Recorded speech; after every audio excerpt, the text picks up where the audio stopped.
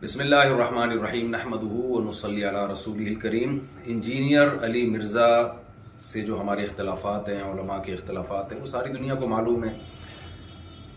جناب انجینئر علی مرزا کے نظریات سے ہم متفق نہیں ہیں، میں جہلم بھی گیا اسی سلسلے میں، لیکن جب تک دلائل کا جواب دلائل سے چل رہا تھا معاملہ ٹھیک تھا۔ اب ایک فتویٰ آیا ہے سامنے جو بڑا پھیلایا جا رہا ہے، ایک مولانا صاحب کی طرف سے فتویٰ دیا گیا کہ جی انجینئر صاحب کا قتل جائز ہے۔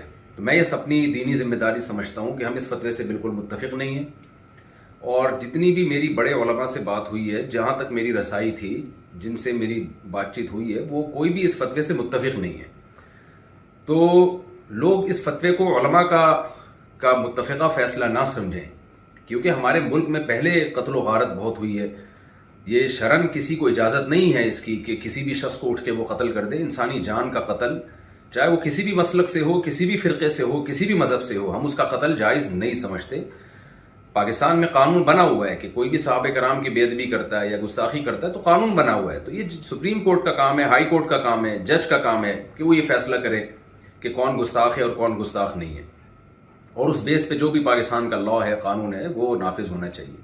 لیکن یہ جو ایک فتویٰ دیا گیا ہے کہ جی اٹھ کے قتل کر دیا جائے، یہ بالکل ٹھیک نہیں ہے۔ میرے 20 اختلافات ہیں انجینئر علی مرزا سے، میرے کیا، اہل سنت والجماعت کے علماء انجینئر علی مرزا کے عقائد کو درست نہیں سمجھتے، لیکن قتل و غارت کے فتوے دینا، انسانی جان غیر محفوظ ہو جائے ہمارے ملک میں، یہ بالکل جائز نہیں ہے۔ ہم اس کی پرزور مذمت کرتے ہیں، اور اس کو علماء کا فتویٰ نہ سمجھا جائے۔ ایسا نہ ہو کل کوئی سرپھرا اٹھے اور کسی انسان کو قتل کر دے گستاخی کی بیس پہ، بے ادبی کی بیس پہ، تو یہ بالکل غلط ہے۔ ہم اس کی بھرپور طریقے سے مذمت کرتے ہیں، اور علماء بھی، جہاں تک میری رسائی علماء سے ہوئی ہے، وہ بھی اس عمل کو جائز نہیں سمجھتے۔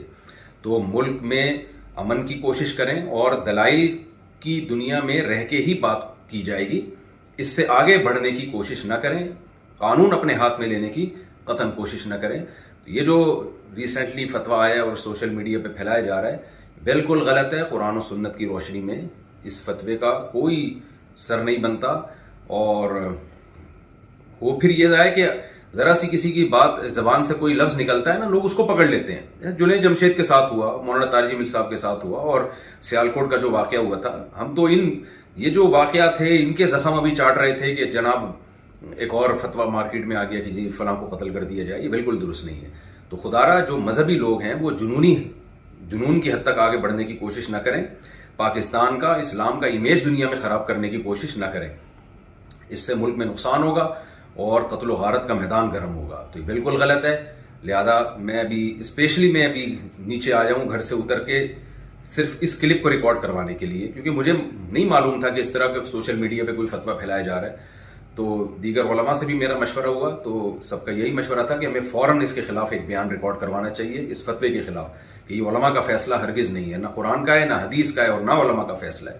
اس سے ملک میں فساد پھیلتا ہے، اور اللہ تعالیٰ فساد پھیلانے والوں کو پسند نہیں کرتے۔ تو ملک میں ہر ایک کی جان محفوظ ہونی چاہیے، چاہے وہ کسی بھی مسلک سے اس کا تعلق ہو، یا کسی بھی فرقے سے، یا کسی بھی مذہب سے، کوئی بھی رائے ہو۔